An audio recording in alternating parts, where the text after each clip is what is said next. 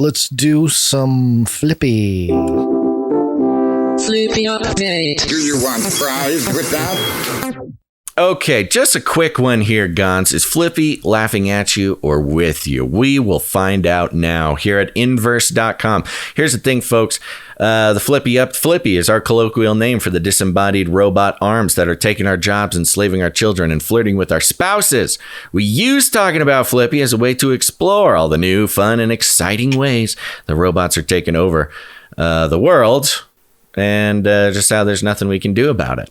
Today from inverse.com, here's a headline: horrifying,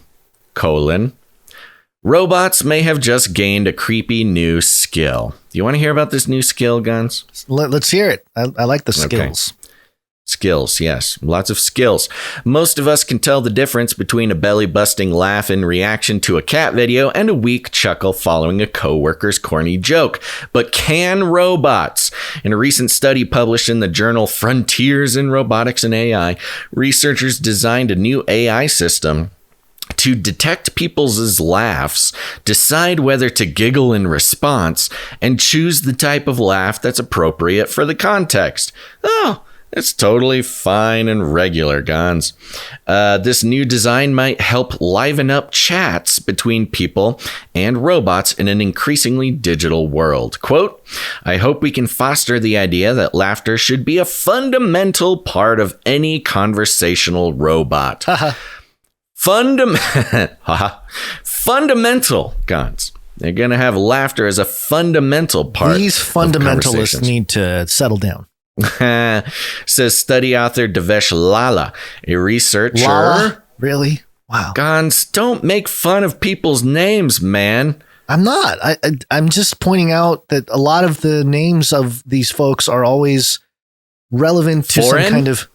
It's not just foreign, but I don't know. I've never seen Lala as an actual name. Yeah, well, it is the name of Lala. It is the name of a Teletubby, so.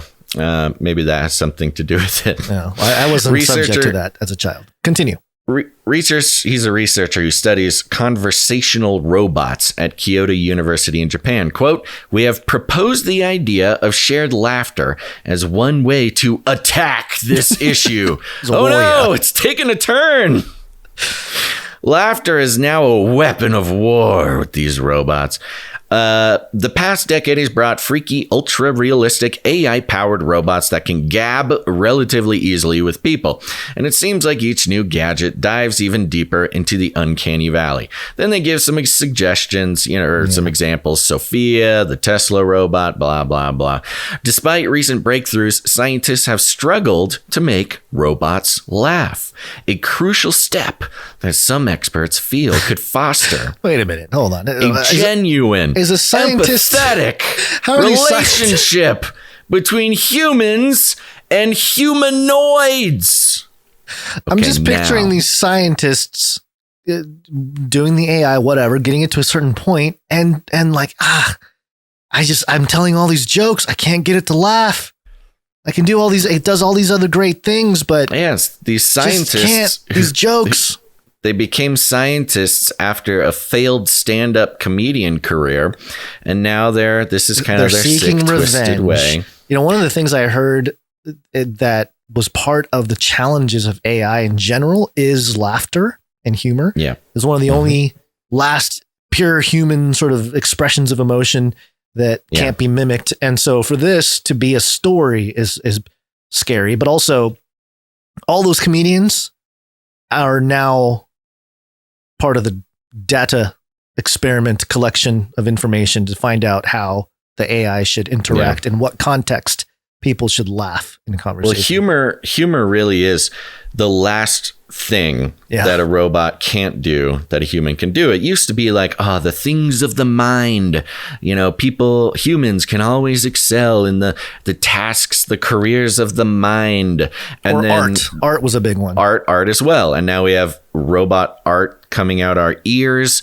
We have robots being lawyers and judges and everything. So really, careers of the mind aren't even off limits now. Right now, it's sort of careers of the funny bone. It's really the last things, because you had careers of the spirit. They have robot priests, robot, Well, they just got to cover all the emotions and humor. They cannot get humor quite yet. Yeah. Previous work has mostly aimed to design robots that can detect people's laughter, Lala says, but he and his team wanted to take things a step further. Quote, that's the problem right there. Taking it a step further. Always progressing the game, Lala. Quote, if you can do this, then you can simply make a shared laughter system which just laughs when a person does. Yeah, that doesn't sound or feel extremely awkward. Now listen to this. It gets even worse.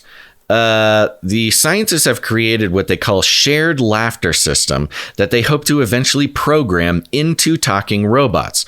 When a person laughs, neural networks pick up on the sound, then a series of models that classify data decide whether to chuckle in response, and if so, choose the type of laugh that's appropriate to reply with. And they talk about a social laugh, which is just kind of like a space filler or a fake laugh, and then a mirthful laugh, which is like a real, something fun is really going on. Yeah. This recent work is just the latest attempt to make robots appear more empathetic and help them form meaningful relationships with humans. So it's all about the social engineering and appearing more empathetic. After all, talking robots could one day care for our aging relatives and follow us around our homes, along with our particularly intimate applications. Oh boy. Yeah, that's when you really want the laughter. You laugh at my jokes, but wasn't that a joke in some show? Intimate laughter. The joke about how the robot wife will laugh at your jokes, but your real wife wouldn't. There's a joke. Sure, some show did that. Sounds hilarious. Some experts claim that computers can only superficially offer empathy, and that it's a doomed mission from the start. Quote, now machines are not content to show us they are smart. They pretend to care about our love lives and children, wrote Sherry Turkle, a sociologist and psychologist at the Massachusetts Institute of Technology, that's MIT, in her 2021 memoir, The Empathy Diaries. That's just about it. There's a few more things, but basically the rest of the article is talking about how this is going to be so wonderful because now we will feel so close and such camaraderie with the robots. And the real terrifying part about this for me is I think that this is not necessarily just training robots to make us feel comfortable, but this will be training humans to feel more comfortable around psychopaths. Because the way that they describe these robots and learning to laugh is as if it were a true blue, clinically diagnosed psychopath. Doesn't know what laughing is, learns to copy laughter because it's what you do socially, only really laughs when you laugh because they don't sense humor. They just laugh because it looks like that's what they're supposed to do at the time. Is really, more than anything, training humans to tolerate psychopaths and to if not tolerate psychopaths, not be able to sort of identify them. And we know that psychopaths make up about 20% of the elites in our world, CEOs, politicians, all registered psychopaths.